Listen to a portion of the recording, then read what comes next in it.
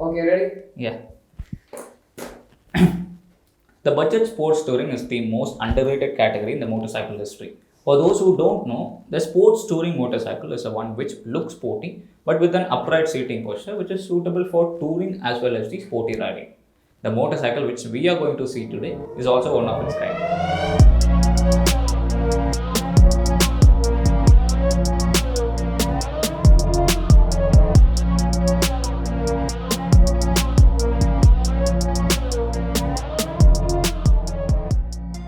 Hey guys, I'm Ashik and I welcome you all to the Moto series of the Meet at Muds.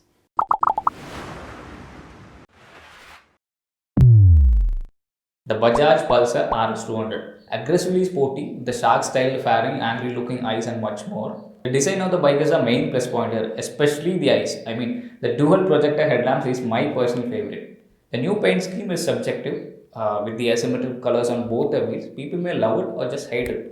I like the inclusion of LED indicators, but I really wish Bajaj could have made the headlamps as LED as well. My least favorite part of the motorcycle is the tail light, but it's just a personal taste of every individual. So when I was sitting on the bike and looked forward, I just felt that the console has started to look a bit older. I mean, we have been seeing this design for a very long time in both the NS and RS200. And also, I really miss the inclusion of the gear position indicator, especially if you are someone like me who used to shift a lot. Maybe if Bajaj has decided to bring a console something similar to the one on the Domina 400, it would have been much suitable in here. And also the mirrors are decently wide, but if you are someone with a wider body, you might have some visibility issues. So looks aren't everything when it comes to the motorcycle. Let's talk about the performance. The RS200 is one of the popular motorcycles out there. It delivers 24.5 PS of power and 18.7 Nm of torque. It really puts up a smile on your face whenever you twist the throttle. I really enjoy the feedback I got from the motorcycle, especially when the power delivery synced with the exhaust note. Yeah, the exhaust note is so good, I personally loved it. I guess you won't need an aftermarket exhaust to match the character of the motorcycle. Just listen to the exhaust note once and let us know your opinion in the comments.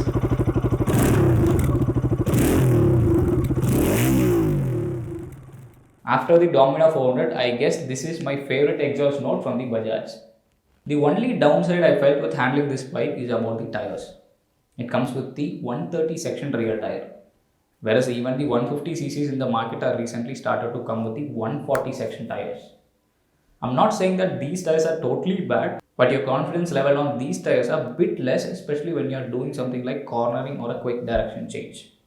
On the other side, the brakes are pretty good, and also it comes with the dual channel ABS to back you up. So when you consider all the above things, the RS200 may sound like an underrated bike in this segment. But as we discussed earlier, if Bajaj has included things like a gear position indicator, the all digital console, and a wider section tire, it would have made the RS200 a great value for money in this segment. Especially considering that the Suzuki Gixxer 250 is the only direct rival in this category, since the CBR 250 and the RM5S are no longer in sale. So if you're planning on picking up this motorcycle, you should definitely visit the nearby dealer, go for a test ride and then decide yourself.